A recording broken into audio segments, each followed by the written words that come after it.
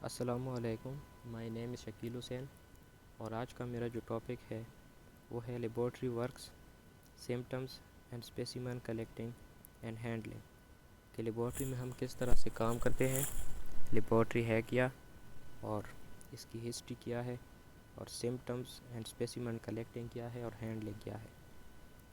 تو آگے ہے laboratory, the work room of a scientist اور a place devoted to experimental study of natural science.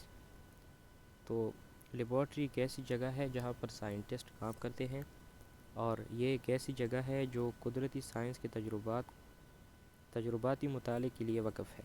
Definition اس کی یہ ہے: building equipped for a scientific experiments, research, teaching اور for the manufacturing the drugs اور chemical۔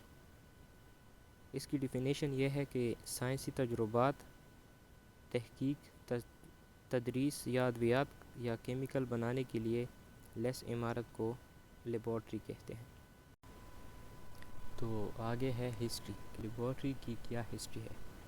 The first laboratory, chemistry laboratory, was established by Antoine Lavoisier in 18th century۔ سب سے پہلے جس نے یہ لیبارٹری قائم کی تھی اس کا نام تھا انٹوائن لیوائسر، اور اس نے یہ 18ویں صدی میں اس نے یہ قائم کی تھی۔ Objectives of laboratory work: to use the power of observation and reasoning، مشاہدے اور استدلال کی طاقت کا استعمال کرنا۔ To manipulate learning equipments، to use reality to make learning easy and permanent، to make use of the scientific method، to use the laboratory method اور procedure۔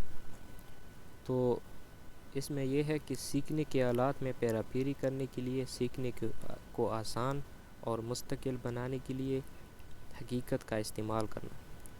اور یہ لاسٹ جو ہے to use the laboratory method اور procedure, سائنسی طریقہ کار کو استعمال کرنے کے لیے لیبارٹری کا طریقہ کار استعمال کرنا۔ تو آگے ہے ورک ان دا مائکروبیولوجی لیب، کہ مائکروبیولوجی لیب میں ہم کس طرح کام کرتے ہیں۔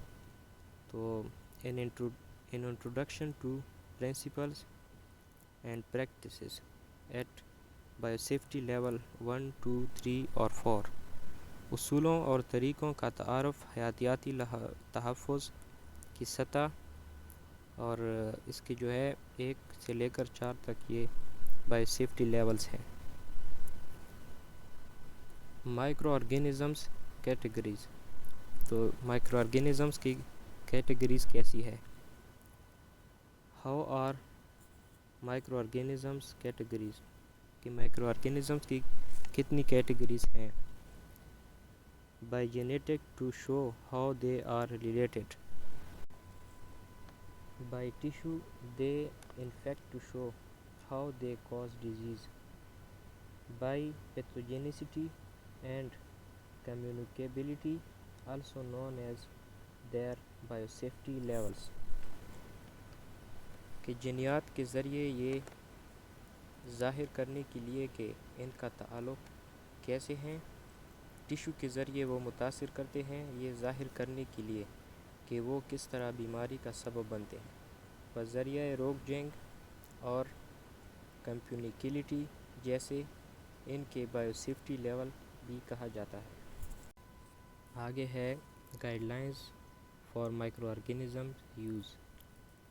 Besides federal law and regulations, other guidelines exist for the use and control of microorganisms۔ وفاقی قانون اور ضوابط کے علاوہ مائکرو آرگینزمز کے استعمال اور کنٹرول کے لیے دیگر ہدایات موجود ہیں۔ تو یہ جو ہدایات ہے اس میں یہ ہے کہ CDC، NIH یا CDC یا NIH، biosafety in microbiological and biomedical laboratories, BMBL، WHO، اس کا یہ ایبریویشن ہے کہ World Health Organization, biosafety manual. آگے ہے USDA، United States Department of Agricultures protocols. تو یہ اس کی ایبریویشنس ہے، یہ گائیڈ لائنس ہے مائکرو بایولوجی مائکرو آرگینزمز کے لیے۔ تو آگے ہے guidelines for microorganisms use. The microbes are placed into 4 categories called biosafety level BSL 1 to 4۔ تو یہ جو ہے اس کو 4 زمروں میں رکھا گیا ہے جنہیں کہا جاتا ہے بایو سیفٹی لیولز۔ اس کو بایو سیفٹی کے 4 لیولز میں اس کو رکھا گیا ہے۔ تو آگے ہے B S L labs. B S L labs اس طرح ہے کہ microbiology laboratories are set up and maintain to meet a specific containment level. The designated level conveys information about infusion potential and engineering controls implemented to protect workers۔ Be S L labs میں اس طرح ہے کہ micro biology laboratory ایک مخصوصی containment level کو پورا کرنے کے لیے قائم اور برقرار رکھی جاتی ہے۔ نامزد کردہ سطح انفیکشن کی صلاحیت اور کارکنوں کی حفاظت کے لیے لاگو لیے گئے اور انجینئرنگ کنٹرول کے بارے میں یہ معلومات فراہم کرتی ہے بی ایس ایل لیبس۔ یہ ہے biosafety levels for infectious agents. یہ بی ایس ایل کے 4 لیولز ہیں اور یہ 4 اس کے ایجنٹس ہیں۔ Not known to constantly cause disease in healthy adults.